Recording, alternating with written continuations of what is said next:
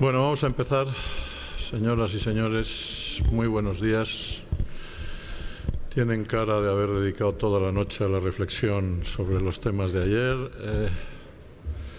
Estoy seguro de que lo de las 3 pelotas les ha dado de sí como para por lo menos estar hasta las 6 de la mañana en sus habitaciones reflexionando sobre estas cosas. Saludo a la señora subsecretaria del Ministerio de Hacienda, doña Pilar Platero. Muchas gracias, Pilar, por estar aquí. Ya les expliqué ayer que estoy particularmente agradecido a la señora subsecretaria por el esfuerzo extraordinario que ha hecho de estar con nosotros en este curso del campus. Además, es una semana muy especial para los ministerios económicos de este país y de todos los países europeos y de todos los países mundiales, por razones que me parece que no hace falta que les explique a ustedes, porque, bueno, pues en este momento la situación de Europa es la que es, la de Grecia es la que es, y todos los responsables de las cuestiones económicas y hacentísticas del país pues tienen una primera preocupación y luego vienen todas las demás, ¿no? Así que mi agradecimiento es muy especial por tener a la subsecretaria en una semana como esta con nosotros. Bueno, la presentación de doña Pilar Platero la va a hacer el diputado don Gabriel Elorriaga, al que no tendré yo la osadía de presentar, porque ya le conocen ustedes más que sobradamente. Sí quiero decir 2 cosas antes de que él tome la palabra. Bueno, 3. La primera ya se la saben, y es que seguimos con nuestra dinámica de reformas hechas, reformas por hacer, reformas que no hay que hacer de ninguna manera y que hay que evitar que otros hagan, las 3 bolas. Bueno, pues hoy vamos a empezar la mañana con reformas, bueno, más que hechas, que se están haciendo. Reformas que se están haciendo. Una de las grandes reformas que este país necesita es la reforma de la Administración. Ustedes saben lo que es el CORA. Bueno, ¿cómo le llamáis? ¿El CORA o la CORA? La CORA. Es chica. La Comisión para la Reforma de la Administración, que vicepreside Pilar, que viene realizando el trabajo que ya me imagino que nos contará ahora, porque además es una entusiasta de lo que se ha estado haciendo ahí.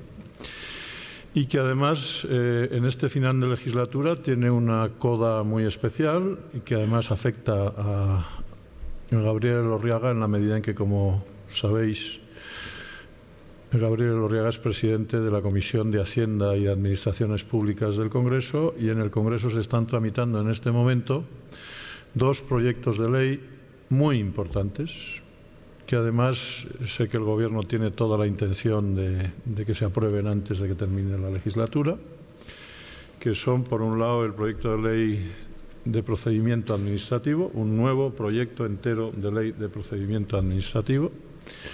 Los juristas que se han estudiado en la carrera la ley de procedimiento administrativo, tírenla y apréndanse esta, que viene nueva. Y una nueva ley de régimen jurídico de las administraciones públicas, una nueva ley de régimen jurídico del sector público. Probablemente los juristas de la sala, bueno, y los no juristas también, recuerdan bien que en el año 92 se unieron en esa cosa tan inquietantemente llamada ley de, a ver cómo era, el régimen jurídico de las administraciones públicas y del procedimiento administrativo común, que dicho en siglas es una cosa imposible. 3092 para la familia, la ley 3092, esas leyes se unieron y ahora el proyecto del Gobierno es separarlas y hacer una ley de procedimiento administrativo como la que había en el año 58 y una ley de régimen jurídico del sector público. Y lo tercero que les quiero decir es, y eso ya anticipa lo que diga Gabriel Elorriaga, es que estamos ante una gran servidora pública. España tiene grandes servidores públicos, gente que cuando termina sus estudios pues vuelca su vocación al servicio de lo público y al servicio del Estado. Pilar es miembro del cuerpo de inspectores de Hacienda y es miembro del cuerpo de auditores e interventores del Estado. Y es toda una vida, aparte de que ha tenido una actividad privada muy significativa, es toda una vida al servicio público, al servicio de la Administración. Es decir, ella cree en la Administración y cree que en lo que está haciendo ahora, que es intentar modernizar, reformar y simplificar la Administración, pues hay una tarea importante al servicio de la gente, ¿no? Y ese es un servicio, Pilar, que yo esta mañana te quiero agradecer como ciudadano, porque conozco muy bien lo que es el servicio público, lo que son los servidores públicos, y tengo una extraordinaria admiración por el trabajo que estáis haciendo. Así que, dicho esto, Gabriel, tuya es la palabra. Pues muchas gracias, y yo voy a ser extremadamente breve, porque me parece que lo que tiene interés, obviamente, en esta mañana es escuchar a Pilar, ¿no? Y también seré breve porque los elogios que yo pueda dirigir a Pilar y al trabajo que ha estado haciendo durante estos años, no diré que tienen que ser descontados, pero tienen que ser contextualizados. Simplemente porque Pilar es licenciada en Derecho por la Universidad Complutense, igual que yo, aprobó las oposiciones de Inspectora de Finanzas del Estado, igual que yo, y actualmente pertenece al Cuerpo de Inspectores de Hacienda y al de Interventores y Auditores del Estado, igual que yo. Luego, cualquiera puede entender que me parece una magnífica carrera profesional, tiene la mejor base profesional y personal para afrontar la tarea que le ha sido encomendada en esta legislatura, y tiene además una larguísima experiencia práctica dentro de la administración pública y singularmente dentro de nuestro ministerio, ¿no? Del ministerio, donde ha ocupado numerosísimos puestos de trabajo y muchas responsabilidades. La última en la anterior etapa de gobierno del Partido Popular hasta el año 2004 como jefe de gabinete del secretario de Estado de Presupuestos. Por lo tanto, todo elogios y todo parabienes. Dos palabras, porque cuando uno le da un micrófono no puede dejar de hacerlo, para también introducir mínimamente el tema, ¿no? Yo creo que cualquier ciudadano español tiene la percepción de que las transformaciones que ha vivido el Estado, el país en los últimos 35 años, es decir, a partir de los primeros 80, han seguido un ritmo diferente en las administraciones públicas y en el conjunto de la sociedad. El cambio, por decirlo de una manera rápida, ha sido mucho más intenso y mucho más profundo en el conjunto de la sociedad del que ha experimentado la propia administración pública. Si uno mira a nuestro tejido empresarial, mira nuestra realidad política, mira nuestra estructura social, mira nuestros esquemas de valores, mira, en fin, cualquier otra cosa, nuestra potencia deportiva, por decir algo que no tiene nada que ver, pues posiblemente lo que hay en el año 2015 tiene muy poco que ver con lo que había en 1980. Cuando uno mira las administraciones públicas, indudablemente ese proceso de transformación también se ha producido, pero posiblemente se ha producido a un ritmo distinto y en términos generales más lento. Hay una explicación bastante obvia sobre por qué eso ha ocurrido, ¿no? Y es que las administraciones públicas a lo largo de las últimas décadas han estado inmersas en varios procesos de transformación simultáneos, y posiblemente eso ha introducido una complejidad que ha dejado algunas cosas en el camino. ¿Qué procesos son esos? Bueno, evidentemente la transformación general de una administración pública extraordinariamente pequeña en términos cuantitativos a una administración pública típica de un estado del bienestar.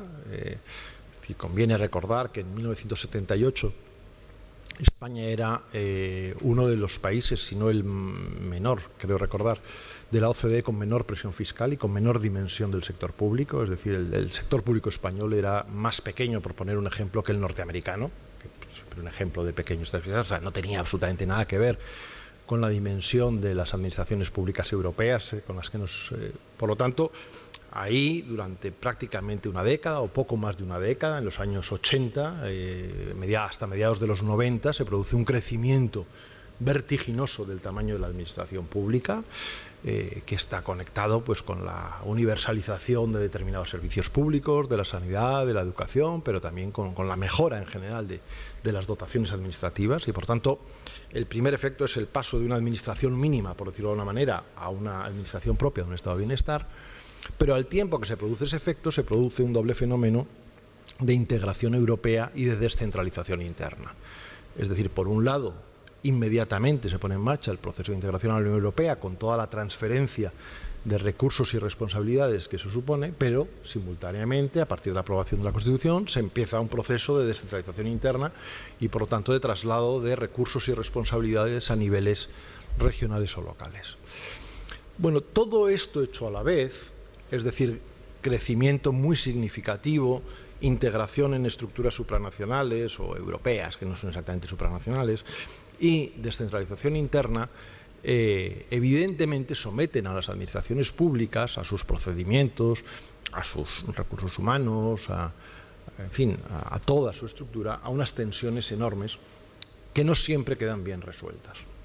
Y por eso, desde el momento, sobre todo en que, digamos, se consolida el proceso de integración en la Unión Europea y a su vez se concluye, es mucho decir, pero en fin, se termina de definir en sus perfiles básicos el modelo de descentralización regional interno, es absolutamente imprescindible abordar una especie de revisión sistemática del conjunto de las administraciones.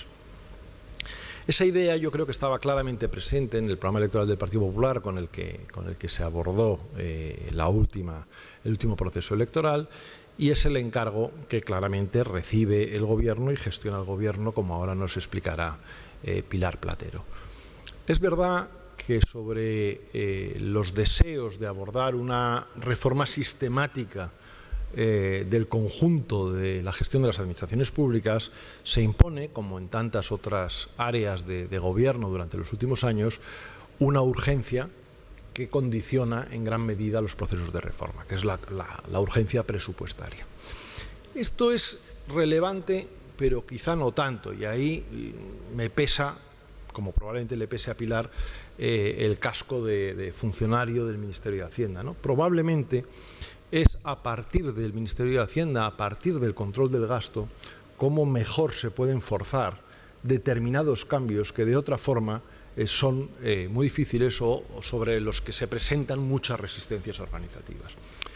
Es decir, que aquí cuando, yo qué sé, se ponen en marcha los procedimientos de pago en plazos razonables a los proveedores para terminar con la mora comercial que se ha convertido en un vicio que perjudica enormemente el funcionamiento de la actividad económica del país, o cuando se tratan de delimitar correctamente los niveles de responsabilidad entre el nivel local, el autonómico y el central, o cuando se tratan de establecer normas más estrictas y controlables de estabilidad presupuestaria en todos los niveles de gobierno, estamos aplicando o estamos aprobando normas financieras, pero al tiempo estamos transformando los modos de trabajo de las administraciones públicas. Y por lo tanto, a través de una vía inicialmente un poco forzada por la circunstancia y por la coyuntura, se ha ido cambiando de una manera muy clara el modelo estructural que soporta nuestras administraciones públicas. Y yo aquí me quedo porque simplemente quiero dejarle el toro en suerte a Pilar, pero insisto, estos años han sido años de enorme trabajo, desde luego, lo decía Ignacio, de gran trabajo legislativo. En lo que al trámite en el Congreso se refiere, podéis tener la seguridad de que las leyes van a estar aprobadas exactamente dentro de 15 días, es decir, está ya aprobado en la mesa de la Comisión el trámite legislativo. Tramitamos las dos leyes con delegación legislativa plena, con lo cual las vamos a ver en comisión y van a estar remitidas al Senado antes de que termine el mes con toda seguridad, con lo cual van a ver la luz. Por lo tanto, a partir del mes de septiembre vamos a tener una nueva estructura legal de soporte del funcionamiento de las administraciones públicas, lo cual sin duda es una transformación de enorme calado en el funcionamiento del sector público. Y nada más. Muchas gracias, Pilar, por estar con nosotros, y tuya es la palabra. En primer lugar, pues agradecer compañeros de mesa, por supuesto, las palabras que acaban de dedicar a la reforma de la Administración. Me quedo mucho más tranquila con lo que acaba de decir Gabriel, que se van a ser aprobadas, que estamos sometiendo a los diputados y a los senadores a un pressing tremendo. Espero que después de este intenso verano que nos espera, yo me estoy refiriendo al mes de agosto, no nos odien y ¿no? que sepan que estamos, yo creo, haciendo algo bueno por nuestro país, por España. Luego quiero también dar las gracias, parece que es una frase tipo, pero yo voy a explicar por qué. Dar las gracias a FAES para esta invitación a participar esta mañana, a poder contar qué consiste esto de la reforma de las administraciones públicas. Para mí es un gusto. Como señalaba antes Ignacio, la verdad es que yo disfruto hablando de este trabajo. Es un trabajo añadido al que tenemos ya en mi cargo de subsecretaria. Además, la subsecretaría de Hacienda, tengo que decir que es una subsecretaría especialmente complicada, pero también la hace muchísimo más interesante porque depende de nosotros las empresas, por ejemplo, el lado empresarial de empresa pública, que también es apasionante y que se ha visto también afectado por esta reforma. Y luego, pues Hacienda, estamos, yo creo, en todos un poco, directa o indirectamente, en todos los proyectos, en todas las reformas que se han emprendido en esta legislatura. Decía que era un motivo de satisfacción porque nos está costando muchísimo comunicar qué es lo que estamos haciendo en la reforma de las administraciones públicas. Yo tengo aquí ahora mismo un auditorio que voy a adelantarme a una de las impresiones que cuando estuve hablando antes de ayer en Santander sobre las reformas de administraciones públicas, y normalmente cuando termino siempre lo que se me dice, ¿y esto por qué no se sabe? Y hay muchísimo trabajo, se han hecho muchísimas cosas. Tengo que decir que probablemente haya sido uno de los grandes fallos. Nos hemos encerrado en los despachos a diseñar una reforma. Tenemos, como luego adelantaré, 222 medidas y, sin embargo, a lo mejor teníamos que haber hecho menos medidas y habernos dedicado un tiempo a contar en qué consistían y cómo iban a influir en nuestra administración y, por lo tanto, en la sociedad. Ya empezando a hablar de la reforma de las administraciones públicas, reforma que seguro que luego algunos de vosotros me diréis, os falta haber hecho esto, se podía haber orientado a otra fórmula, pero nosotros es la fórmula que hemos tenido y creo que es válida. Y ahora, cuando os vaya comentando medidas que ya son una realidad, porque hay un alto porcentaje que ya están finalizadas estas medidas, pues yo creo que es bueno lo que hemos hecho. ¿Que nos quedan cosas por hacer? Por supuesto, y que es una reforma que debe de continuar en el tiempo, en otras legislaturas también, porque cuesta mucho, tenemos unos objetivos muy ambiciosos y tenemos que seguir todos trabajando. Esta reforma de las administraciones tenemos que siempre ponerlas en contacto, en coordinación, vamos a decir, con las otras reformas. Si estamos hablando de reformas del Gobierno, muchas veces hablamos que si la reforma fiscal, la reforma de la reestructuración financiera, etcétera, pero en realidad todas estas reformas van concatenadas. Si nosotros no hubiéramos realizado, por ejemplo, todo el proceso de consolidación fiscal, no hubiéramos podido ahora estar hablando de una rebaja de impuestos, de una reforma en el área fiscal. Siempre van todas muy relacionadas. Además, está claro que hoy día estamos en una situación que nada tiene que ver con la que nosotros nos encontramos, ya simplemente ya referidas al 2012, a lo mejor ya no debemos de seguir hablando de herencias. Es una España completamente distinta. Hoy venía leyendo la prensa cuando venía para aquí, para Guadarrama, y claro, ya nadie discute si estamos en recuperación o no. Se puede hablar que la recuperación es más sólida o menos sólida, igual que el empleo. Ya no se dice se está destruyendo empleo, ahora que si no se está creando ya es unánime. Lo único, la discusión está si es un empleo que es estable, no está. Ya estamos sobre la modalidad de empleo que se está creando, pero ya nadie duda. Nosotros ahora mismo ya sabéis que ya presentamos unas tasas de crecimiento, el 1,4 cerramos en el ejercicio anterior, en 2014, y ahora ya las propias perspectivas del Gobierno se están quedando totalmente desfasadas. El 2,9 de crecimiento para el 2015 todos, yo creo, departamentos de estudios, nos están dando un crecimiento superior. Vienen ya los datos de Standard & Poor's. España es una frase, yo creo, ya muy dicha, pero que a mí me gusta repetir, es que España ha dejado de ser un problema para Europa y España empieza a ser parte de la solución. Hoy venían las tasas de crecimiento pasadas de estos dos ejercicios últimos y de este ejercicio actual y del 2016, y ya España es el que más crece de la zona de la eurozona, por encima de Alemania, de Francia o de Italia, con lo cual está claro el cambio de tendencia. Simplemente era situarlo ahí, y ese cambio de tendencia no nos sirve decir, bueno, es que hay un cambio en el ciclo económico, es cierto, pero ese cambio es para todos los países. Sin embargo, España ha hecho los deberes y ha hecho unas reformas, y eso está posibilitando este crecimiento progresivo que estamos teniendo en nuestro país. Por lo tanto, yo creo que esta política que hemos seguido ha sido una política acertada.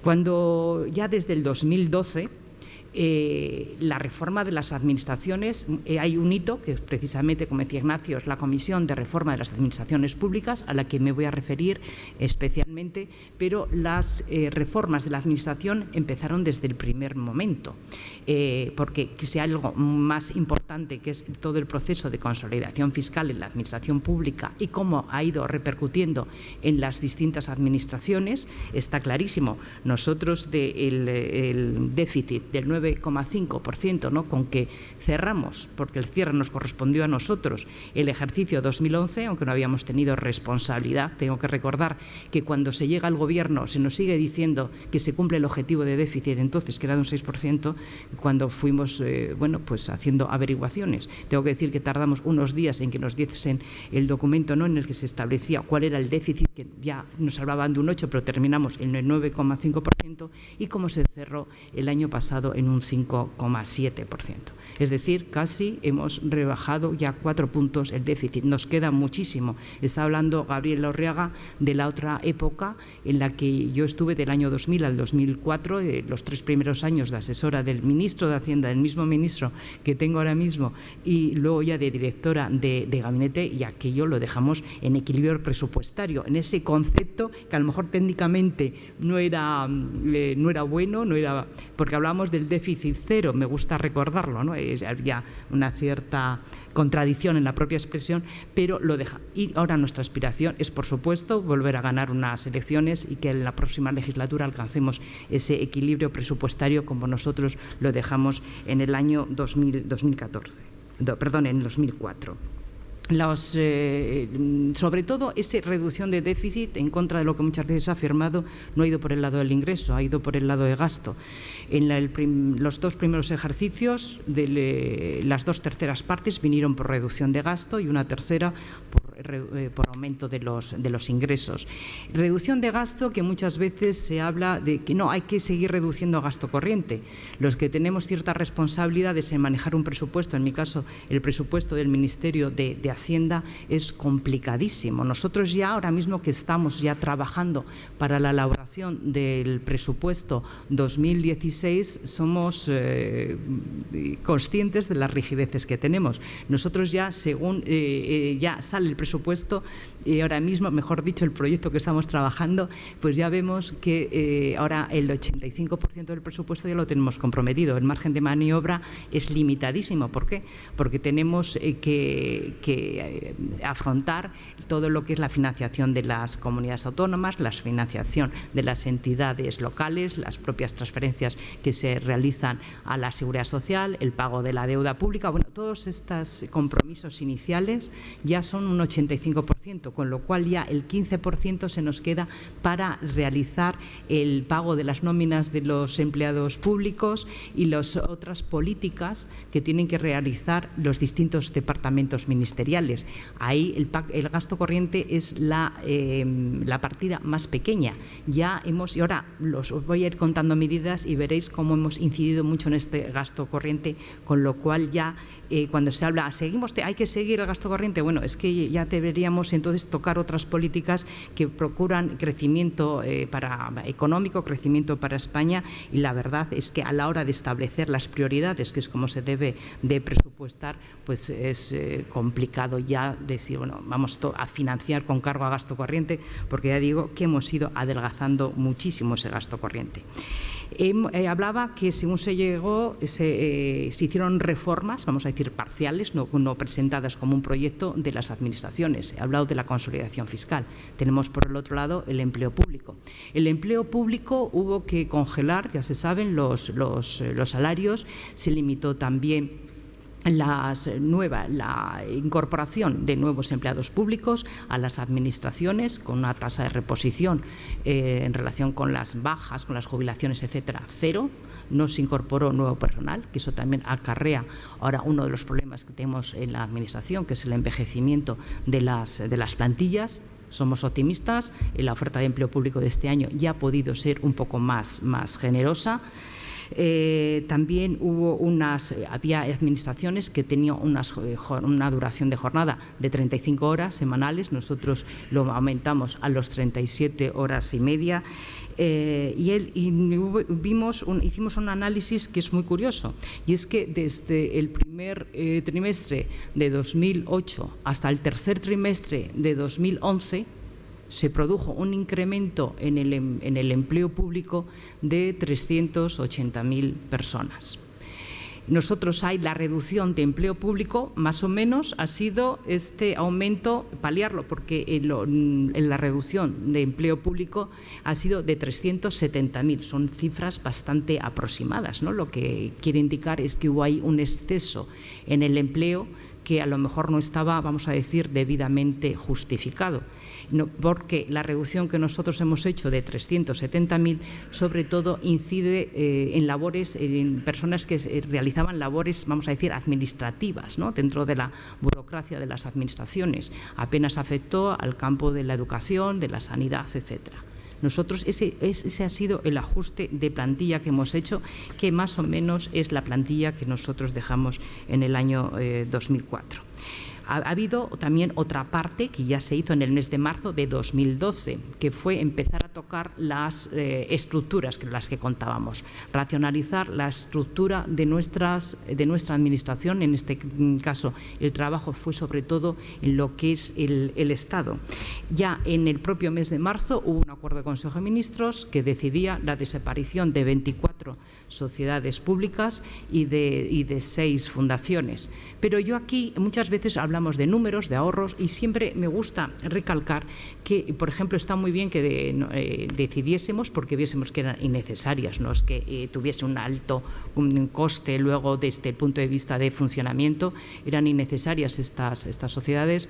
Vimos que era necesario, que era lo que decía, que aparte de dar números, establecer ordenar nuestro sistema, sistema de estructura, ¿no?, de la administración del Estado.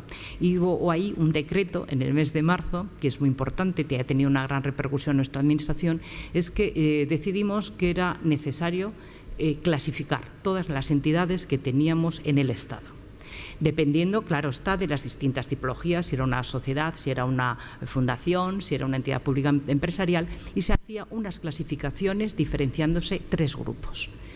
Los 3 grupos, ¿qué significaban? Por ejemplo, ya lo que es más fácil, en el caso de las sociedades se tomaban determinadas ratios, se tomaban determinados indicadores para establecer esta clasificación, como era plantilla, era la cifra de negocios y la cifra de inversiones. Con estas 3 variables nosotros clasificábamos en el grupo 1, en el 2 o en el 3. Ahora, trascendencia de estar en un determinado grupo u otra, pues de ahí poníamos límites a las retribuciones de los máximos responsables, de los directivos, también fijábamos un número máximo de directivos, y también por ejemplo en las sociedades que tienen sus consejos de administración, en los que están presentes empleados públicos, poníamos un máximo de consejeros.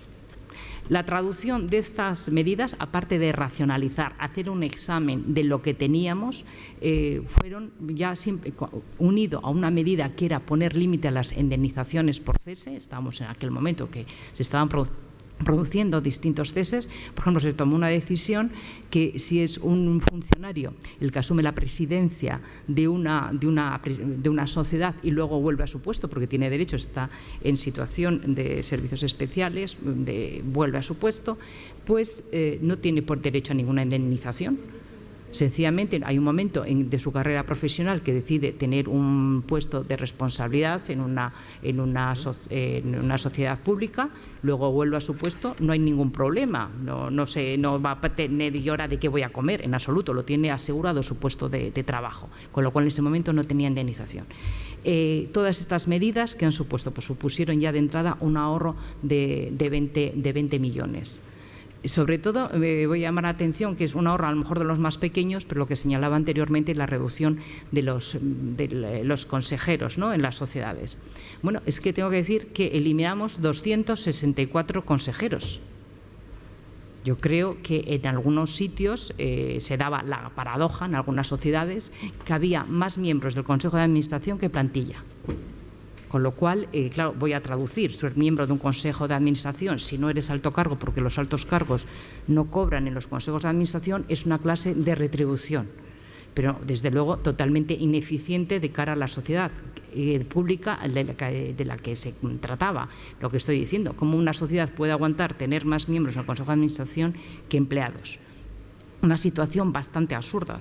Por eso digo que de entrada lo que hicimos fue corregir determinados excesos que se habían venido produciendo. Y Gabriel comentaba antes una de las medidas que yo creo que ha sido más acertada y que también fue en esta primera etapa. Nos encontramos que estábamos financiando, las administraciones estaban financiando por el impago. Era una fórmula que se escogían o no tenían otro remedio, pero que estaba provocando un efecto bola de nieve muy peligroso. Yo no sé yo creo que todos, a lo mejor de estas salas, si nos ponemos a comentar y nos vamos al año 2012, tendríamos amigos, conocidos que tenían empresas, pequeñas empresas, que decían yo voy a tener que cerrar, y algunas de ellas lo tuvieron que hacer así porque determinada administración no me está abonando esta factura que para mí es esencial. A su vez, ese empresario, ¿qué le ocurría? Que no podía pagar a sus contratistas, si los tenía, ni a sus proveedores. Era un efecto de bola de nieve muy peligroso que estaba suponiendo la paralización de muchísimas empresas. De 2012 a 2014, a través del instrumento del Plan de Pago a Proveedores y del Fondo de Liquidez Autonómico, se han inyectado en nuestra economía 105.000 millones. Tuvimos que asumir el pago. Sin embargo, también, igual que hablaba de ese efecto de bola de nieve que se estaba produciendo al no hacer frente a nuestros compromisos, también tenemos que ver ahora el efecto de estos 105.000 millones inyectados en el circuito económico. Fue una, desde luego, de las medidas, yo creo, que debemos de estar más satisfechos. Y tenemos que seguir controlando, y ahora lo vamos a ver, porque es una de las medidas de la Comisión de Reforma de las Administraciones Públicas, qué controles, qué pautas hemos adoptado y que desde luego se revisan, y los que están incurriendo otra vez en retrasos en los pagos, pues va a tener también sus consecuencias. Ya vamos a entrar en la Comisión de Reforma de las Administraciones Públicas. Decidimos hacer una reforma especialmente dirigida. Habíamos adoptado determinadas medidas que acabo de describir, pero era necesario buscar un conjunto, ver cómo lo tenemos o establecer una unidad en esa reforma, hacerla más visible. Si yo os preguntase a todos vosotros qué esperáis de una administración, cómo os gustaría que fuese vuestra administración, bueno, voy a poner determinados calificativos, no sé si me dejaré alguno, pero yo creo que todos más o menos coincidiríamos, ¿no? En primer lugar, la administración tiene que ser mucho más cercana a nuestros ciudadanos. Hay una crisis en las instituciones, eso yo creo que todos ahora podríamos hablar, es un tema muy interesante, pero también hay una crisis en la propia administración. Es necesario que el ciudadano confíe en nosotros. Para eso tenemos que procurar que no sea una pesadilla También podíamos, seguro, que estáis tomando un café y un amigo dice, mañana tengo que ir a renovarme el carnet de tráfico, o tengo que, bueno, ya cuando dice, he recibido una notificación de la agencia tributaria, mañana tengo que ir, es una auténtica pesadilla, la víspera, la noche de la víspera, no duerme. Bueno, pues eso tiene que desaparecer. Tenemos que mostrarnos mucho más accesibles y mucho más cercanos.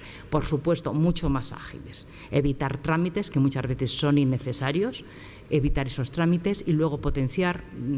Gabriel está ahora con las leyes, sabe que lo que estamos intentando, que luego también podremos hablar de ello, es el impulso de la administración electrónica, hacer los trámites mucho más accesibles, mucho más rápido. Una administración moderna. Los que trabajamos en la administración, yo tengo una larga trayectoria en diversos puestos y ahora veo la necesidad, desde luego, de vencer las inercias administrativas. Sí, a mí algo que me enfada muchísimo es cuando, yo sobre todo cuando tengo que firmar, tengo muchísima firma, digo, bueno, pero yo no entiendo este trámite, cómo me queréis decir toda la secuencia. Y veo absurdo, digo, bueno, y luego el papel que va y viene, o sea, es que es absurdo. Y digo, ¿y esto por qué se hace así? Y la expresión horrorosa que te repiten es porque siempre se ha hecho así. Pero si esto es ineficiente, bueno, pues vamos a cambiarlo. Y muchas veces es simplemente por enfrentarse, si queréis, con el funcionario. No, claro, es que a mí me gusta poner este sello, pero si es que a mí, porque estampes un sello, no estás aportando nada al procedimiento.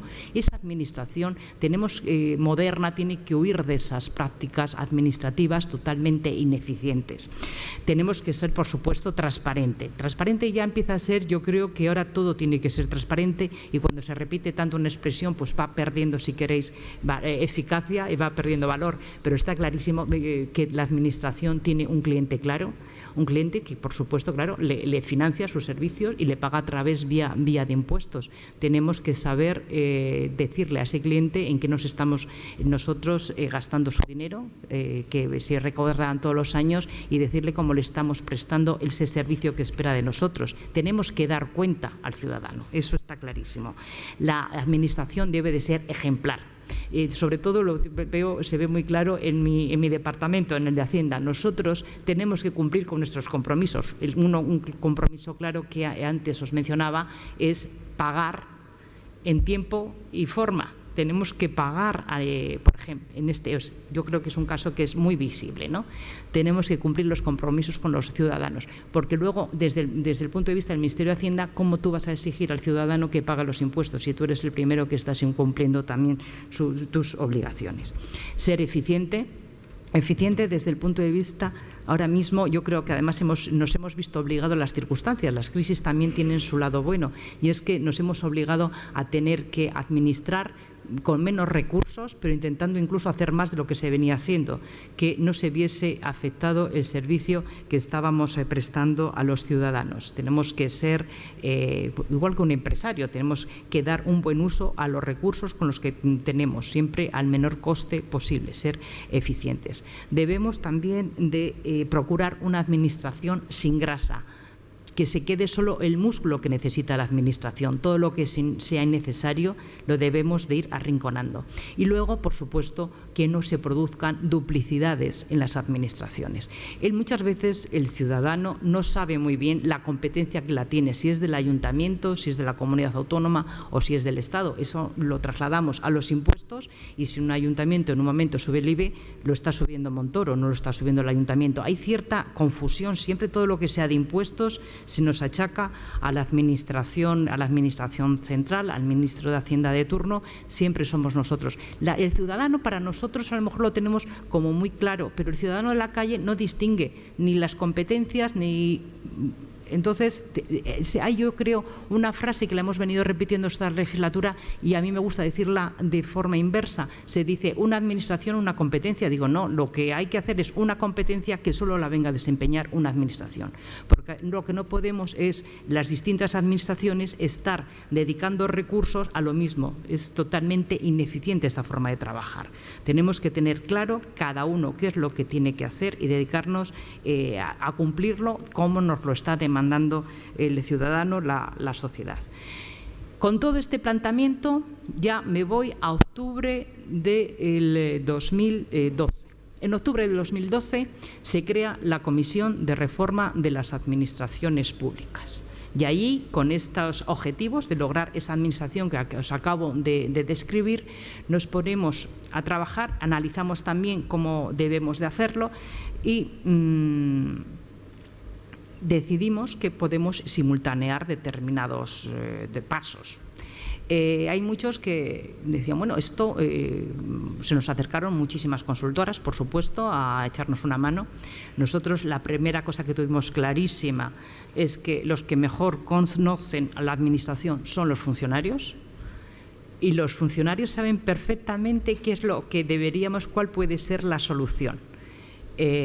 Simplemente nos organizamos, fue un trabajo añadido, un trabajo desde luego para mí apasionante, y se crearon 4 subcomisiones.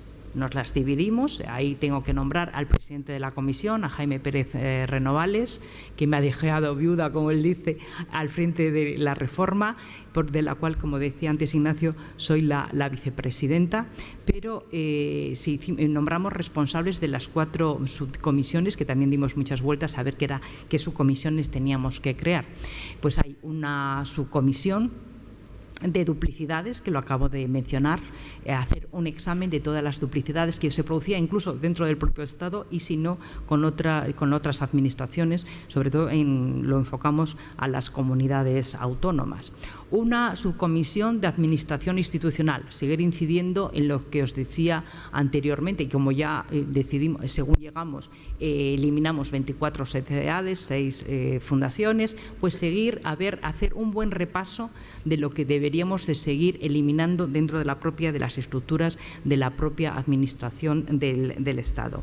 Una subcomisión de simplificación administrativa, liberar cargas a los ciudadanos, a las empresas que eran innecesarias y no nos aportaba absolutamente nada, y ahí ya empezábamos a trabajar en lo que ahora ya va a ser una administración electrónica mucho más extendida.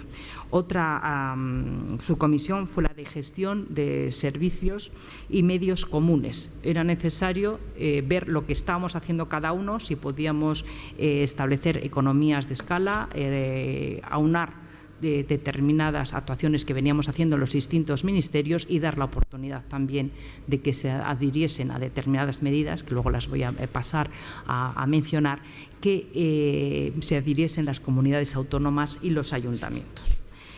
Bien, paralelamente nosotros íbamos trabajando en un informe que deberíamos luego de presentar. Se abrió un buzón de sugerencias para que todo el mundo opinase. Ahí hubo 2.200, se presentaron, que tengo que decir que eran de personas que conocían la Administración. A veces ellos se habían encontrado también determinados problemas y ellos nos aportaban una solución. Muchas de ellas fueron recogidas. También hubo un comité asesor en el que formaban parte desde las organizaciones sindicales, las asociaciones empresariales, la Defensora del Pueblo, la Organización de Defensores de los Consumidores, el mundo de la universidad también estuvo presente y nos reuníamos periódicamente con ellos y nos mostraron sus sugerencias a incluir en la reforma de las administraciones públicas. Por fin, este trabajo, que es muy laborioso, a mí cuando me hablan de los ahorros de la Comisión de Reforma de las Administraciones Públicas, de la CORA, siempre digo que el mayor ahorro ha sido hacer este trabajo súper detallado, y me gustaría que nos lo hubiesen evaluado qué coste hubiera tenido si nosotros hubiéramos contratado en el sector privado este trabajo, porque ha sido un trabajo, un análisis, un diagnóstico de nuestra Administración que nunca se había hecho. El informe que nosotros presentamos y que luego fue presentado a su vez en el Consejo de Ministros por la vicepresidenta y por el ministro de Hacienda y Administraciones Públicas es un informe que contiene 222 medidas clasificadas en esas 4 subcomisiones, como señalaba anteriormente, mejor dicho, por los objetos de cada una de esas subcomisiones, pero que son unas medidas realistas, como lo demuestra que cada medida va acompañada de una ficha en la que se detalla, se describe esa medida. se incorpora también un plazo de ejecución y el posible ahorro se lo tiene. Hay medidas que no provocan ahorros y la estimación de los ahorros que puede producir. Para el seguimiento se crea además, en ese Consejo de Ministros se crea una oficina para la ejecución de la reforma que haga el seguimiento y que vaya elaborando periódicamente informes de ejecución que son presentados en la Comisión de Secretarios de Estado y sus secretarios y también en el propio Consejo de Ministros. Voy a pasar ahora ya hablar de realidades, de algunas de estas medidas que se contemplaban y que ya están incluso finalizadas. Tengo que decir ya que el porcentaje de realización que llevamos ahora mismo es superior ya al 70% de medidas terminadas. Todas están iniciadas y ya están concluidas, ya os digo, más del 70%. Voy a anunciaros algunas por bloques, que yo creo que es mucho más representativo, yo creo que da muchísima mayor información, más sistemático. En primer lugar, seguimos. Habíamos hablado ya del plan de pago a proveedores, ya se había puesto en marcha, el Fondo de Liquidez Autonómico, pero era necesario ir apuntalando. Muy bien, esto han sido medidas correctivas de determinada situación que nos hemos encontrado, pero ahora lo que debemos de procurar es que no se vuelva a producir. Ahí está, que es una media cora, la Ley Orgánica del Control de la Deuda Comercial. Y sobre todo lo que querría decir y resaltar es que se introduce un nuevo concepto, que es el periodo medio de pago. Nosotros estamos obligados, como sabéis, a partir del momento en que ya se da lo que hay a la factura, a pagar en 30 días. Para ello, lo que queremos es que cada entidad tenga un plan de tesorería que se adecue al pago que tiene que ir realizando, que haga una planificación, que no se improvise y que luego lleguemos a unos periodos de pago excesivos y que tienen que tener su penalización. El Ministerio de Hacienda, Administraciones Públicas hace el seguimiento y en ese seguimiento, como sabéis ahora mismo, nosotros tenemos que autorizar los endeudamientos en los que pueden incurrir las distintas administraciones. Bueno, pues en esos planes económicos, financieros que nos deben de presentar, nosotros, por supuesto, ahí van a tener las correcciones, aquellas administraciones que empiecen a retrasar nuevamente los pagos. Además, fijaros, y luego lo vamos a ver mucho cuando hable lo que es ya de políticas, medidas propias de una gestión pública, es que algunas, porque también estuvimos hablando con el sector privado, con grandes empresas, para que nos dijesen determinadas prácticas que ellos tenían, que creíamos que eran buenas, las estuvimos analizando, y algunas de aquellas ideas, vamos a decir, que las importamos a lo que es la Administración. Bueno, pues en este caso concreto también vimos nosotros la necesidad de exportar alguna de estas propuestas. Cuando yo os hablaba que las empresas nos decían, bueno, es que a mí se me está retrasando la administración en pagarme determinada factura, etcétera, también las pequeñas y medianas empresas nos decían, y lo mismo me está ocurriendo con algunas de las grandes empresas, se están retrasando. Nosotros vimos que esta idea del periodo de medio de pago introducía un nuevo factor de información, de gestión de las empresas. A iniciativa de nuestro Ministerio de Hacienda y Administraciones Públicas se incluyó en la Ley de Modificación de las Sociedades de Capital que las empresas debían de comunicar el periodo de medio de pago en que habían incurrido en el ejercicio en sus cuentas anuales, concretamente en la memoria. Y las grandes también deberían de publicarlo en la página web. Yo creo que ahí estamos hablando ya de la reputación. Si tú tienes un periodo de la propia empresa, si tú tienes un periodo medio de pago demasiado excesivo, desde luego te estás tú perjudicando, tiene un daño reputacional y además el que vaya a contratar contigo sabe perfectamente qué serio eres a la hora de satisfacer los pagos. Con lo cual creemos que es una medida también para estimular que haya más agilidad en los pagos. Dentro de otra medida para erradicar la morosidad es la ley de impulso de la factura electrónica. Bueno, por la factura electrónica está clarísimo que va a agilizar los pagos. Además, tengo que indicar que ya todos los que mantienen la obligación de relacionarse electrónicamente con la Administración ya habían dado pasos en este sentido. Pero en vez de hablaros de la factura electrónica, os quiero hablar que en esta misma ley se establecía un instrumento nuevo que ya está funcionando desde el año pasado, que es el registro contable de facturas. ¿Qué estamos hablando con lo que os estoy diciendo? Pues es que hay, mejor dicho ya, en cada administración un punto de acceso general de las facturas. Es por donde se deben de presentar las facturas. Ahora se ha acabado con esa práctica de que el gestor se entendía directamente con su proveedor y el proveedor le llevaba la factura. No, se va a presentar a través de este punto general de acceso la factura, que inmediatamente queda registrada. Con lo cual se va a saber perfectamente la fecha de la factura.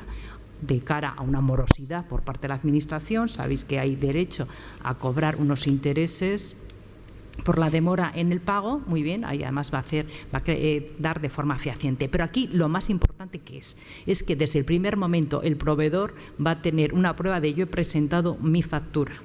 Con esta medida, ¿qué es lo que queremos hacer? Erradicar la práctica no solo ya de retrasos en los pagos, sino de las llamadas facturas en el cajón, que cada vez que hay un cambio de gobierno nos encontremos que hay parte de esas facturas sin contabilizar, gasto del que no somos conscientes, y de ahí se producen esos desfases en los objetivos de cumplimiento, ¿no?, de estabilidad, de los objetivos de déficit, que luego de pronto siempre vemos que había parte del gasto, y sobre todo esto se dio más cuando llegó el Partido Popular en 1996 al gobierno, que se encontró que había una importante de gasto que no se era consciente, porque sencillamente las facturas habían sido guardadas.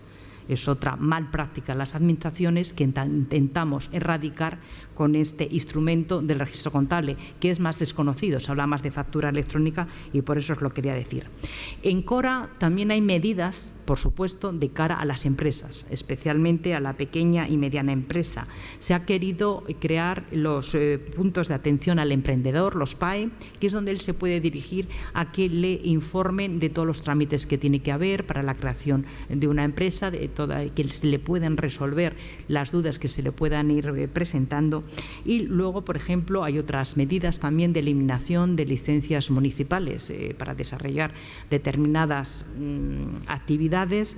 Se ha incrementado la superficie de locales que tengan que exigirse una licencia bastará con una declaración responsable. Se ha aumentado de los 300 metros cuadrados a los 750 metros que no se exige esa licencia. Está también otra plataforma que es Emprende en 3. Emprende en 3, tú puedes acceder y ahí vas a conocer los trámites y los vas a poder ir cumpliendo que te exigen las 3 administraciones. Por eso se llama Emprende en 3 a la hora de crear tu propia empresa. Estamos desarrollándolo, implantándolo. Esta plataforma se está realizando de una forma gratuita y en este momento están adheridos 1.500 municipios que suponen más del 55% de la población de España. Otra medida que ahí estamos trabajando, es una labor que es muy complicada, pero de entrada ya hemos hecho ese ejercicio de análisis y de diagnóstico que era necesario. Se ha hecho una revisión de 5.800 normas de cara a evitar ese problema que es la unidad de mercado, que nos está siendo tan requerida y que todos, yo creo que si ponemos a hablar vemos que es necesaria, pero que sin embargo tiene muchísimas trabas a la hora de poner en práctica, de procurar esa unidad de mercado. Yo creo que los que estamos aquí vemos las ventajas que ello supone para España, que no se entiende cuando salimos fuera de nuestro país, que está provocada por la estructura tan complicada, ¿no?, la estructura territorial que tenemos. Ha supuesto ya más de 500 propuestas de modificación de normativa del Estado y de comunidades autónomas que se irá instrumentando a través de la celebración de las diferentes conferencias sectoriales. Poneros otro ejemplo también de cara a las empresas que son en materia ambiental. Siempre hay una gran queja de las empresas lo que tardamos a la hora de evaluar el impacto ambiental de algunos de sus proyectos. Aquí, si la media era, el tiempo establecido era 2 años, nosotros lo recortamos a 4 meses, siendo conscientes que los 2 años venían siendo incumplidos. La media era, a la hora de esta declaración de impacto medioambiental, era de 3,4 años, incluso dándose datos, alguna vez la paradoja de es qué interés tenía ya para la empresa si continuar con un proyecto cuando la evaluación del impacto medioambiental tardó 15,9 años en ser emitida. Eso ya yo creo que, por mucho que seas optimista, por mucho entusiasmo que tengas con un proyecto, yo creo que desincentiva totalmente. Luego, en el lado, desde el punto de vista de la sanidad, la tarjeta sanitaria interoperable. Es una tarjeta en la que consta todo nuestro información clínica. Ahora mismo hay ya más de 44 millones de tarjetas, ya está interoperable en todas las comunidades autónomas, ya que se estima que más de 4 millones de españoles se les presta asistencia sanitaria fuera de su comunidad autónoma. Yo creo que es una gran ventaja. Cuando tú simplemente con tu tarjeta ya el médico que te vaya a atender sabe tu historial, tiene acceso a tu historial clínico. Aparejado también hemos trabajado en la receta electrónica. Ahora mismo estamos trabajando en la implantación en todas las comunidades autónomas. Ahora el 78% de nuestras recetas ya se emiten de forma electrónica y ya hay casi un 92% de las farmacias que se han adherido, ya están conectadas, mejor dicho, a este sistema. Estamos trabajando en algo más difícil, que ahora mismo ya hay en marcha una prueba, hay pruebas pilotos ya, que es la posibilidad de que una comunidad autónoma te extienda la tarjeta y, sin embargo, tú compres la medicina en otra de las comunidades autónomas. Estos son ajustes a la hora de las financiaciones que son complicados, pero ya estamos trabajando porque volvemos a lo mismo. Es bastante ilógico que tú con tu receta que te expiden en Asturias no puedas comprar tu producto sanitario en Madrid. Ahí vamos también dando pasos poco a poco, pero yo creo de verdad, y luego lo voy a hablar ya en medidas que corresponden más a mi departamento y concretamente a la Subsecretaría de Hacienda.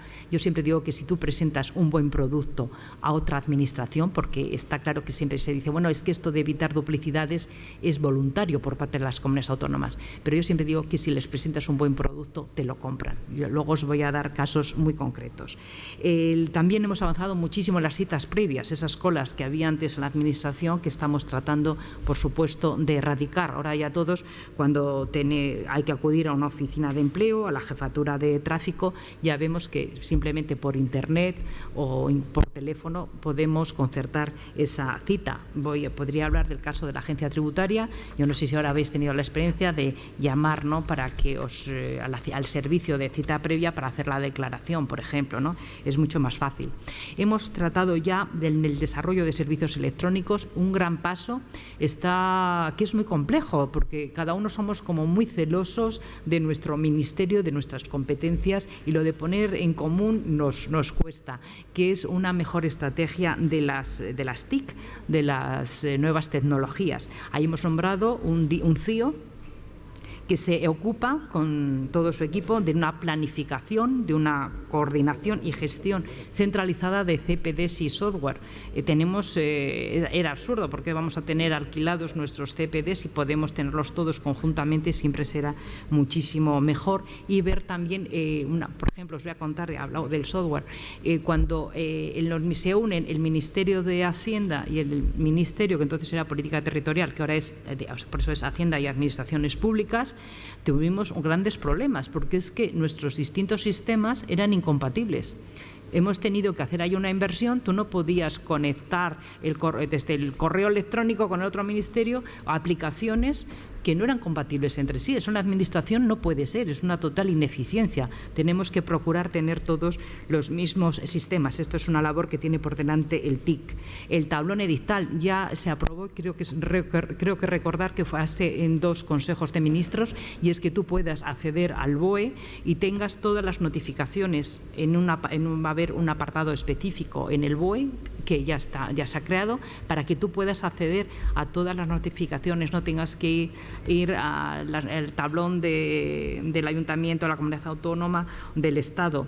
Las subastas electrónicas, esperamos ponerlas a final de este año ya que sean una realidad, que tengas esa disponibilidad de participar en una subasta los 365 días del año, las 24 horas, que vendría a sustituir a lo que son las subastas judiciales y también a las subastas ya en el ámbito propio de la administración.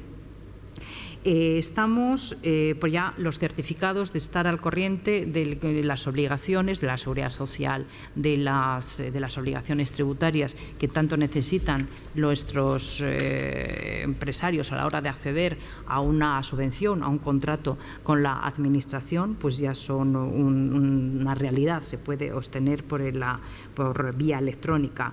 La sustitución de las notificaciones y comunicaciones postales, que es una de las medidas que está en la Ley de Procedimiento Administrativo Común.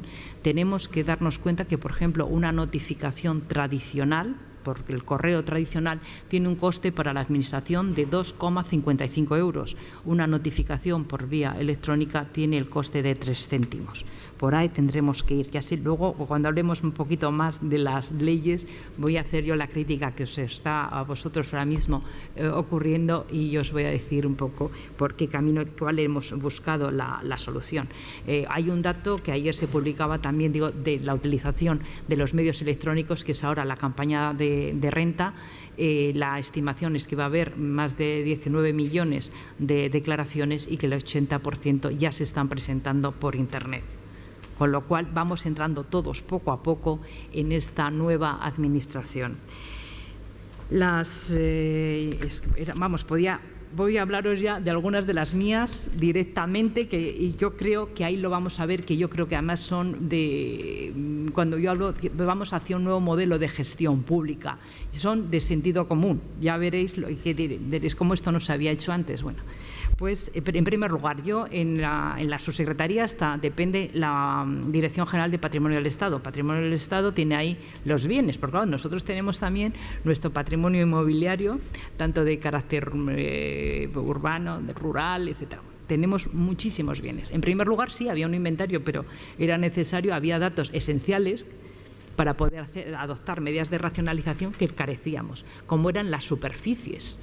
¿Qué superficie tenía un determinado edificio que era del Estado? Esencial. El nivel de ocupación que tenía. Bueno, pues tuvimos que ponernos en marcha todos los ministerios, nos fueron facilitando la información, y ahora tenemos ya un inventario mucho más, si queréis, mucho más práctico a la hora de adoptar medidas. En primer lugar, es lo que os comentaba antes, esa reducción de gasto corriente. Claro que hemos trabajado mucho en la reducción de gasto corriente. Una partida de ese gasto corriente son los arrendamientos. Nosotros tenemos edificios, pero también estamos alquilando a su vez para prestar los diversos servicios, para alojar a nuestros empleados públicos. Hicimos una labor ingente a la hora de modificar, primero, de resolver contratos. Si nosotros teníamos espacios, por supuesto vamos a eliminar ese alquiler y que vengan a nuestros ministerios los funcionarios, los empleados públicos. Os voy a dar ahora mismo, que además la intención es que ya en septiembre se venda. Con todo este inventario, de pronto veo que además estaba en mi ministerio, teníamos alquilado un piso en la calle Serrano, esquina precisamente con la Plaza de la Independencia, y que ahí estaban alojados unos cuantos funcionarios, cosa bastante absurda, que hacían unos funcionarios en un piso en la calle Serrano. Por supuesto, ya los hemos recogido y el piso se vende, porque no le veo yo mucha utilidad un piso de estas características para la administración. Pues hicimos toda esa revisión. Como os decíamos, en unos casos resolvimos contratos y en otros no vamos. Sencillamente, como hace un particular, fuimos a negociar con el casero. Es decir, oye, no, es que estamos pagando por encima de mercado. Alguno de los casos que lo he logrado ahora mismo resolver este contrato y que me dolía muchísimo era también en la calle Serrano, esquina con la calle Goya, a unos precios muy superiores a los de mercado, que yo no sé quién estableció, quién celebró ese contrato en el año 2011 y no lo he podido hasta ahora resolver. ¿Por qué? Porque me salía mucho más caro por las cláusulas que tenía. Eran totalmente leoninas y resolver antes del término del plazo estipulado ese contrato era, claro, lo tuvimos que ver que nos salía mejor de cara a los ahorros. Hemos tenido que aguantar hasta ahora que ya nos hemos podido desprender. Estas medidas de arrendamientos ha supuesto ya, son datos reales, son 55 millones para el conjunto de la Administración del Estado. Como os decía, nos centramos a los funcionarios, a los edificios, etcétera, pero para ello teníamos que buscar una optimización de espacio. Establecimos unos ratios de espacio por funcionario y, por ejemplo, os pongo el caso del Ministerio. No sé si conocéis en la calle Alcalá el Ministerio de Hacienda, porque claro, cuando es un ministerio que es, desde el punto de vista, si queréis, bueno, es antiguo, es muy bonito, yo creo que tiene un valor artístico, Gabriel que lo conoce, tiene, ¿no? Tiene su encanto. Totalmente. Bueno, pues yo cuando llegué había allí 900 funcionarios. Hoy hay 1.200. No puedo hacer más cosas porque no puedo tirar tabiques. Por ejemplo, en Cuzco, en la Torre de Cuzco, ahí están dejándolo todo que se dice en pradera, es decir, sin paredes, sin despachos. Entonces hay un aprovechamiento buenísimo y es una gran medida. Pero hay otros edificios que no podemos adoptar esta técnica y, por lo tanto, pero yo os digo, 300 más. Y dices, bueno, pero ahora estarán ahí. Bueno, no. Yo digo, ¿notáis que estáis mucho más justos? No, ¿por qué? Había despachos cerrados. Pero decía, no, por si viene alguien, por tener un despacho. Oye, no, ahora mismo vamos a ver. Es curioso, porque es lo que os digo de las inercias administrativas. Hoy día a las bibliotecas y nosotros a hacer consultas, poco vamos. El Ministerio, en la calle Alcalá, tiene una biblioteca muy bonita, además, preciosa, para todo el Ministerio. Pero luego, cada dirección general tenía a su vez su biblioteca, que nadie iba a su biblioteca. Pues una de las medidas ha sido quitar las bibliotecas, los libros que vayan a la biblioteca común para todos y este espacio se hacen despachos. Yo os digo que no es que estemos mucho más apretados. Por ejemplo, había una habitación, que me lo contaron los míos, que estaba siempre cerrada. Y se decía, ¿y esto qué será? ¿No? Ya se habló con los que tenían la llave y ya nos lo enseñan y sencillamente es que sin saberlo el resto se habían comprado una fotocopiadora que solo querían utilizar ellos y que no la utilizasen el resto de los funcionarios y la tenían bajo llave en un despacho. Que fuera la fotocopiadora y el despacho que vayan funcionarios. Son medidas curiosísimas cuando las pones en práctica, pero yo os digo que desde luego no se nota, vosotros vais a Alcalá, que ahora haya 300 personas más en ese edificio. Pero ya os ponía antes el caso del piso en la calle Serrano. Muchos de estos inmuebles son innecesarios para la Administración. Bueno, pues vamos a ver cuáles nos quedamos, que sí, desde luego son necesarios para nuestro trabajo y cuáles podemos vender. Una medida Cora fue que se hizo también, vamos a decir, un inventario de aquellos bienes que nos podíamos, de carácter inmobiliario que nos podíamos desprender y se hizo una relación de 15.500. Cuesta porque además ahora ya las cosas van mejor, pero imaginaros antes que está muy parado el sector inmobiliario. Bueno, pues ya a mercado ya hemos sacado la mitad de esos 15.500 y ya hemos vendido la tercera parte del total de los 15.500 ya se han vendido. Nos hemos desprendido de ellos porque desde luego no aportaban absolutamente nada. De estas ventas hemos obtenido 500 millones. Bueno, pues ya vamos haciendo esa hucha que es necesaria. Y luego hay medidas que a mí me gustan mucho. Fui a Galicia a firmar el convenio y es lo que os decía antes. Si yo tengo determinados recursos que yo no utilizo, en el caso del Estado tenemos fincas que son susceptibles de explotación agrícola y ganadera, que el Estado es que no nos vamos a dedicar a hacer esto. Sin embargo, sí que hay otras administraciones que ellos tienen en su territorio personas interesadas Entonces fui a firmar, como os decía, un convenio con Galicia, mejor dicho, con el Banco de Tierras de Galicia. Entonces les hemos cedido estos, claro, son de carácter rural, sobre todo van a ser dedicadas a la agricultura, y los que están interesados van al Banco de Tierras y los utilizan, los alquilan. Nosotros, cuando tengan un sé qué nivel de beneficios, nos darán una pequeña, que es totalmente participación simbólica, pero vamos, eso lo veremos dentro de años. Pero tengo que deciros, estoy hablando de Galicia, pero es que ¿quién se puso en contacto con nosotros? Asturias. Asturias dijo, a mí también me interesa. Y pues hará un par de meses que también ya se ha firmado el convenio con Asturias. También les estamos cediendo terrenos en materia de contratación. Esta es una clara, porque yo creo que en materia de contratación era lo que os decía, si tú ofreces un buen producto, te lo compran. En materia de contratación hemos dado un gran paso con las comunidades autónomas. Son de estas medidas que son voluntarias, pero les provoca, los ahorros los van a tener ellos, no nosotros, pero nosotros lo ponemos en común. La plataforma de contratación. Esta plataforma tiene ahora mismo todo lo que son, me voy a referir que lo primero, le hemos cambiado el nombre. Antes era Plataforma de Contratación del Estado y en la Ley de Factura Electrónica le cambiamos el nombre. Plataforma de Contratación del Sector Público, para que se puedan adherir comunidades autónomas y ayuntamientos. ¿En qué consiste? Pues en esta plataforma nosotros ya teníamos, ya el año pasado, toda la información sobre todas las licitaciones que se iban a celebrar, que se estaban celebrando en el Estado, y también los pliegos, ¿no?, de cada uno de los contratos. Vamos a ir más, estamos yendo ya más allá en esta plataforma, porque ya tenemos toda la licitación que se publica en el Diario Oficial de la Unión Europea. Estoy hablando de un volumen de más de 5.000 anuncios de licitaciones que se tienen que actualizar tres veces por semana. Seguimos trabajando, además ahora que también es otro proyecto nuestro, que no te asustes, Gabriel, no nos da tiempo que se apruebe, que son las nuevas leyes de contratos. Estamos trabajando, ha pasado por primera vez por Consejo de Ministros, pero también ya ahí se da, todavía va a ser un carácter ya obligatorio en esta plataforma. Lo que vamos a tratar incluso es que recoja todos los trámites de la contratación, desde la elaboración de ofertas al envío de ofertas, recepción, la custodia, incluso apertura, se puedan realizar a través de esta plataforma de contratación. ¿Por qué tiene interés para las comunidades autónomas su adhesión? Porque sus empresarios pueden acceder, fijaros, las nuevas oportunidades de negocio que se les abren, incluso ya de cara a una posible internacionalización. Está hablando de la publicidad de contratos, ¿no?, que se publican en el Diario Oficial de la Unión Europea, y que abarca también el espacio económico europeo e incluso terceros países.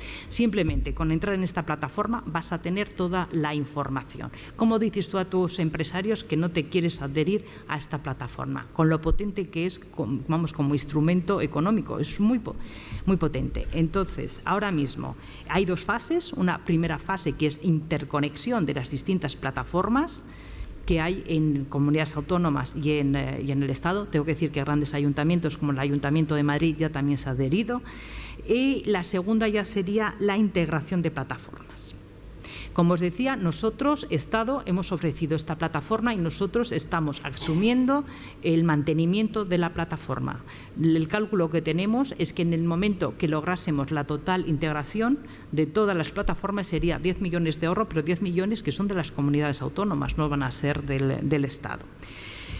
Hay otra medida, y ahora os diré el balance, porque me vais muy bien a ver cuántas han adherido, que es el Registro General de Licitadores. En este registro, todas las empresas que estén inscritas van a costar toda su información. Yo, como interventora, he asistido a mesas de contratación y no sabéis el susto que te da muchas mañanas cuando vas a la mesa de contratación y veías pilas y pilas de documentación. Pero es que volvías a la semana siguiente y volvías a tener muchas veces la misma información de una misma empresa, cosa bastante absurda.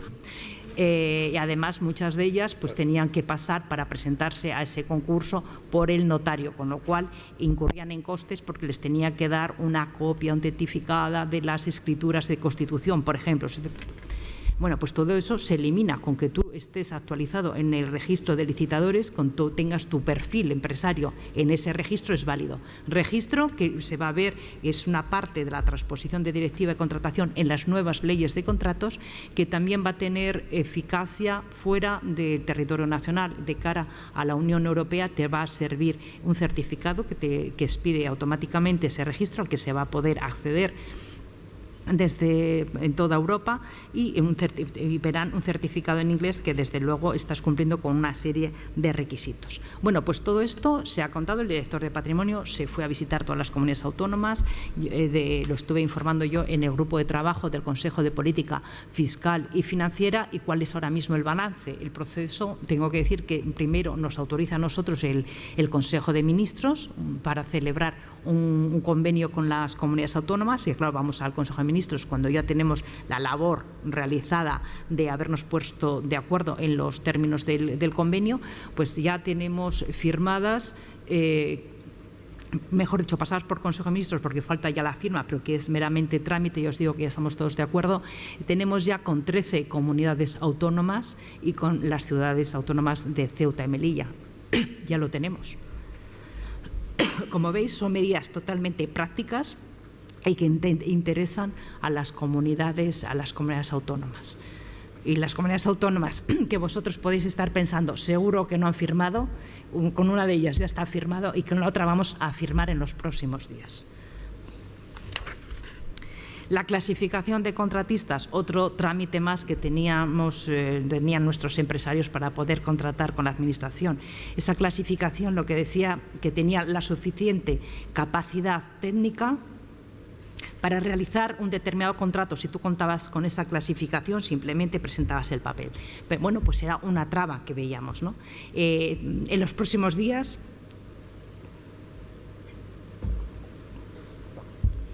ya presentaremos en Consejo de Ministros en las próximas semanas. Yo creo, vamos, en este mes seguro presentaremos este decreto de desarrollo.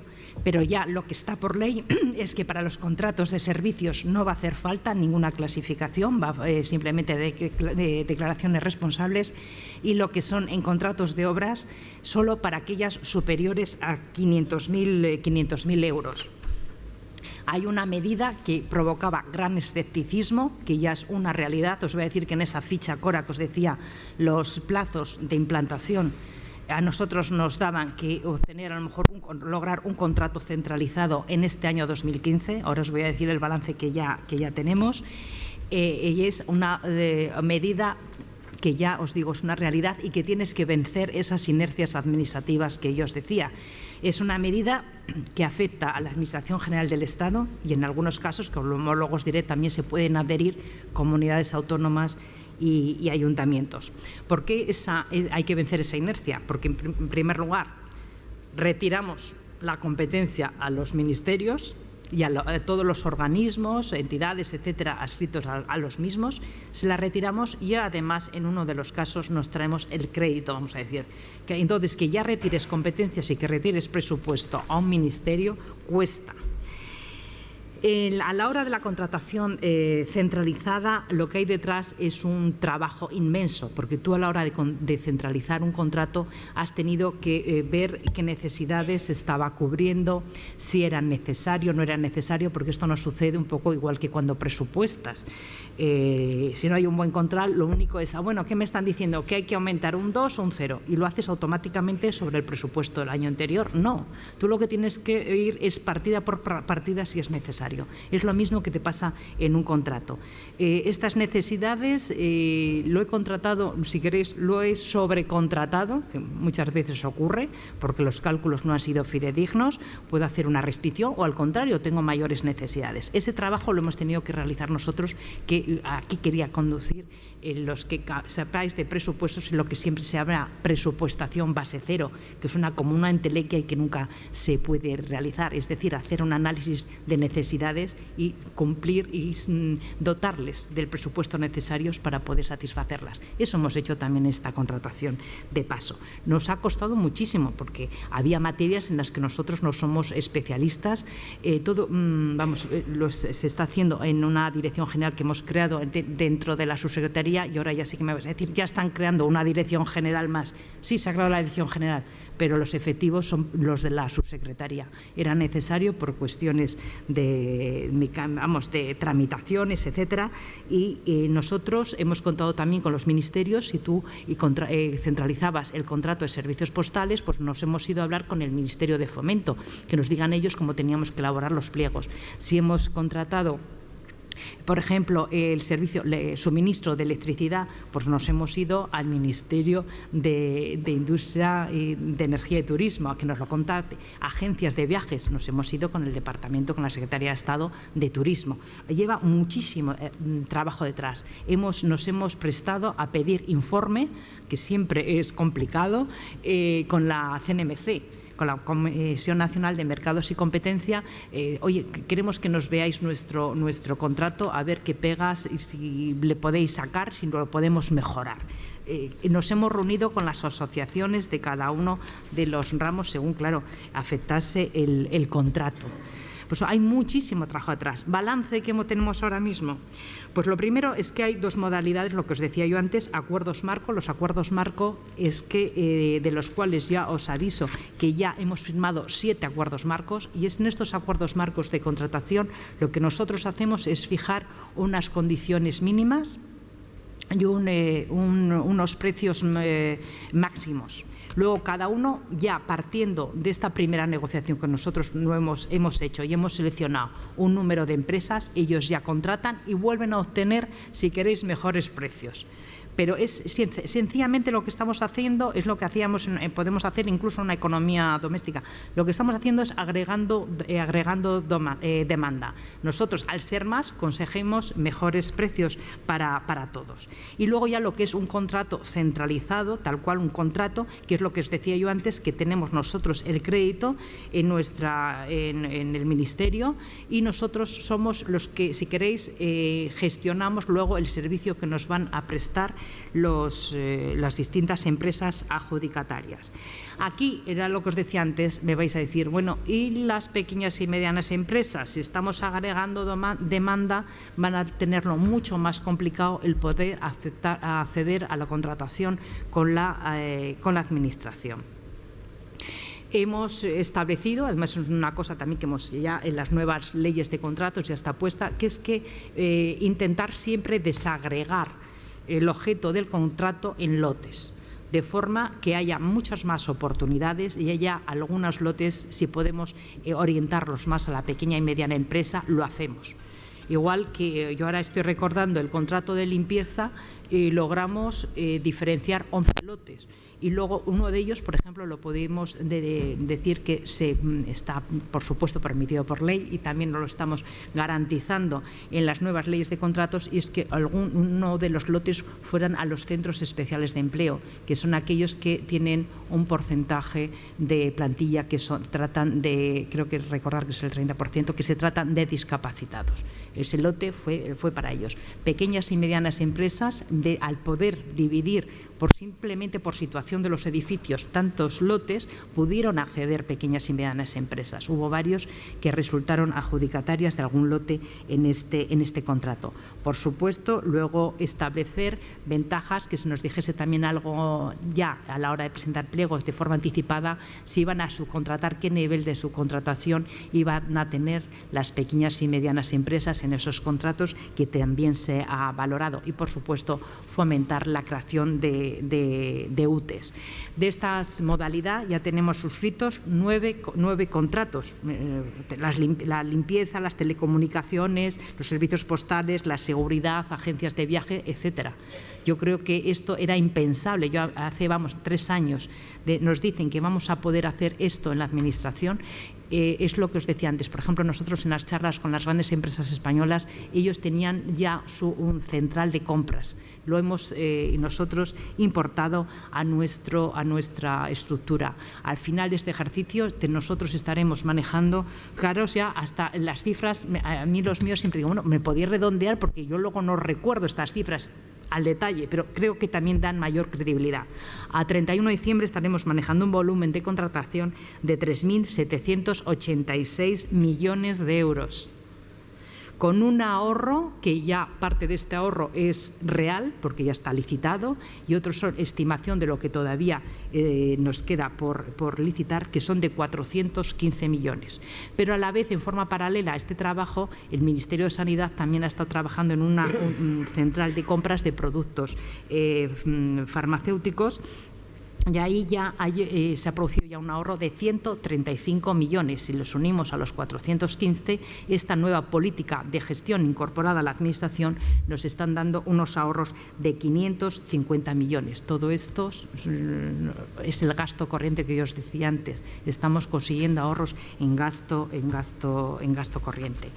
Se están adhiriendo comunidades autónomas a esa modalidad de acuerdo marco, que era una de las ventajas. Se están adhiriendo comunidades autónomas y muchísimos ayuntamientos, porque está claro que obtienen mejores precios. Si tú les ofreces ventajas, ¿cómo no las van a aceptar?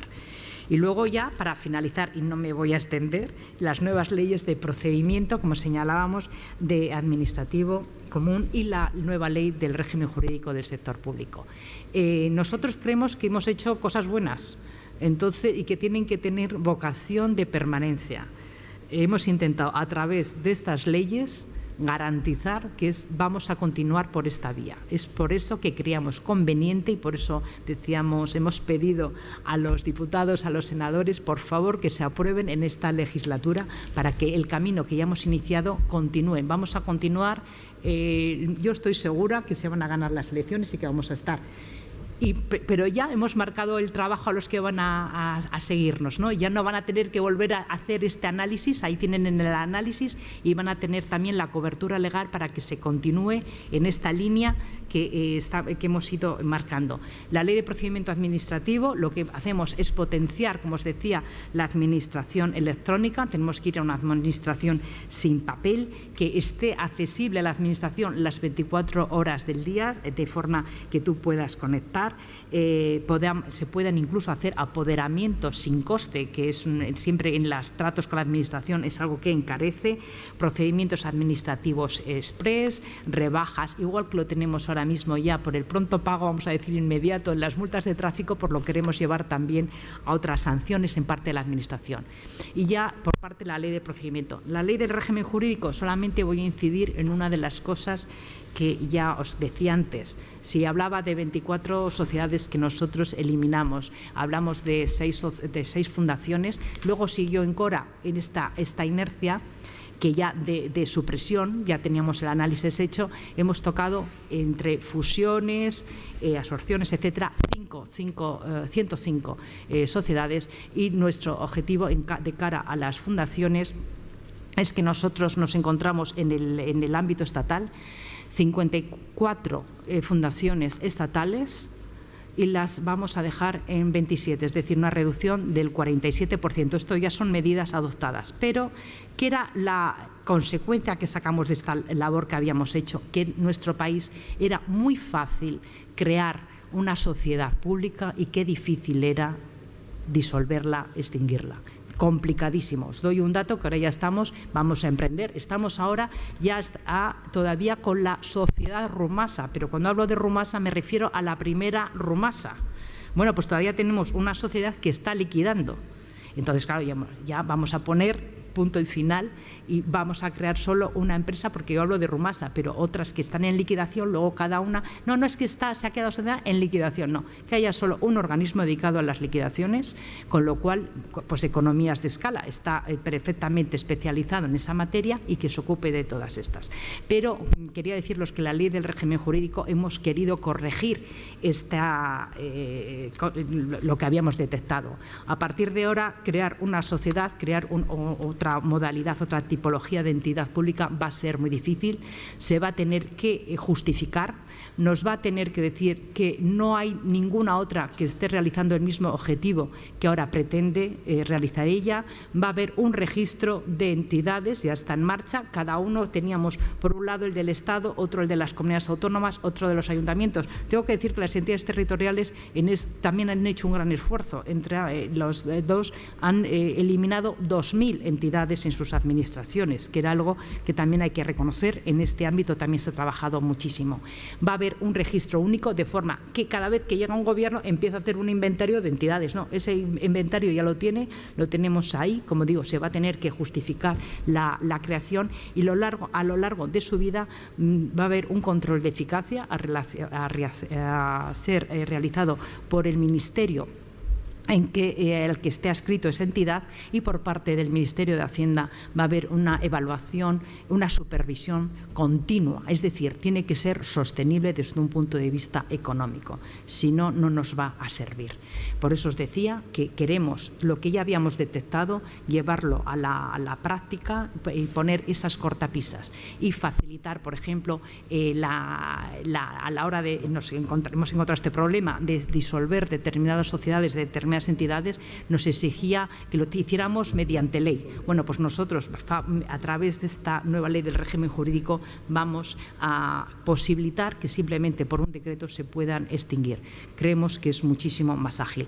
Perdonad si os he aburrido, he intentado no explayarme, pero me gusta muchísimo hablar de este trabajo, me entusiasma, y a lo mejor me he extendido demasiado, pero yo, nada, abiertas a las preguntas que podáis hacer.